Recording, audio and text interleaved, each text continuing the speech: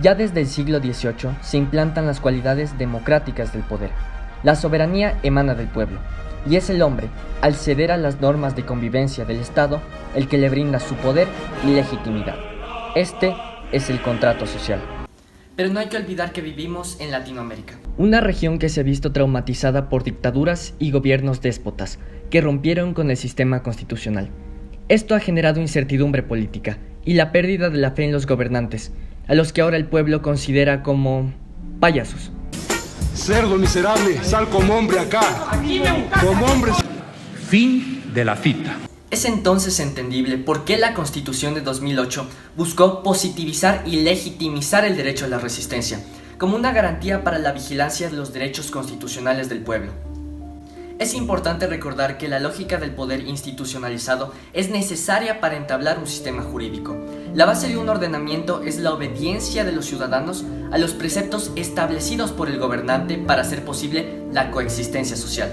Entonces, si existe un derecho legítimo a resistirse al accionar del Estado, este derecho podría romper con el mismo sistema democrático que lo legitima, puede provocar la ruptura constitucional y la desestabilización del país, o llevarnos a la anarquía o incluso a la dictadura, como ya ocurrió en el pasado.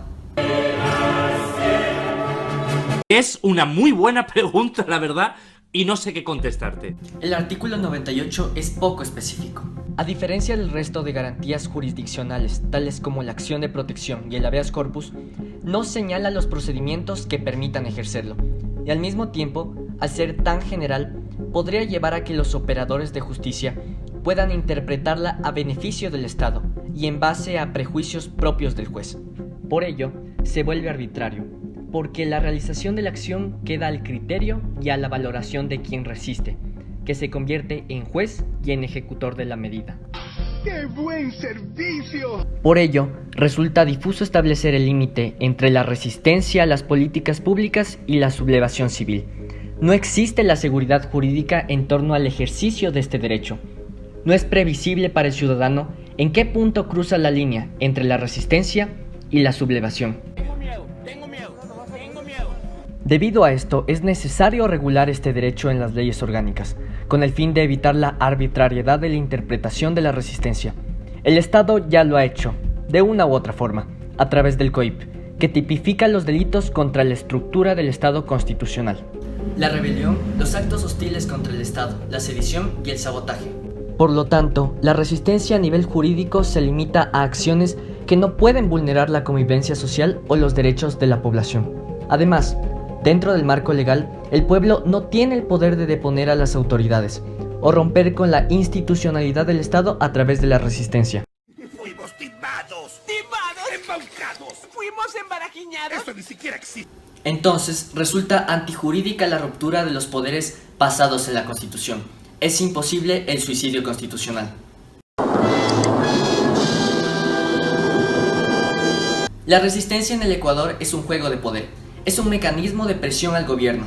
Es el juego de quien aguanta más. Otros consideran a la resistencia como supraconstitucional, la última arma en contra de las arbitrariedades del gobierno, y que no puede ser regulado debido al principio de no regresión de los derechos establecido en la Constitución. Siendo realistas, sin regulación o especificaciones, el derecho a la resistencia no es jurídicamente aplicable como pretende la Constitución. Es una ficción jurídica y resultaría ser un peligro para el sistema democrático, cuando ya existen garantías constitucionales que pueden obligar al Estado a cumplir con los derechos establecidos en la Constitución. Le quitas lo divertido a la vida. El caso de una dictadura o un golpe de Estado es diferente. Quien tome el poder sería el primero en romper el orden constitucional, al no poder legitimar sus nuevos poderes en la Carta Magna. En esta situación, y amparado en el ideal democrático, los ecuatorianos tendrían la obligación de luchar y resistirse a los poderes arbitrarios, con el fin de restablecer el poder constitucional legítimo. Por lo tanto, este suicidio constitucional resulta jurídicamente imposible. En un gobierno legítimo, porque la ley impide que se destituya o se atente contra el gobierno establecido, y en el gobierno dictatorial, porque este derecho es el único capaz de restablecer el poder democrático y constitucional en el Estado, por lo que, éticamente, se permitiría oponerse y destituir a este gobierno. La resistencia es un derecho y una actitud, una manera de hacer frente a los atropellos del Estado. tal como lo hicieron Mahatma Gandhi, Martin Luther King, Mandela y Malala, lentamente pero con efectos más prolongados, fuertes y duraderos.